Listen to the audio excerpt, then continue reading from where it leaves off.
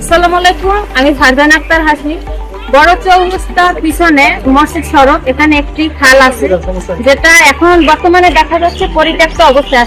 এটা আসলে একটা সচল খাল, কিন্তু এখানে যারা স্থানীয় আছে তারা ময়লা ফলাইতে ফলাইতে এরকম সচল করে ফেলছে।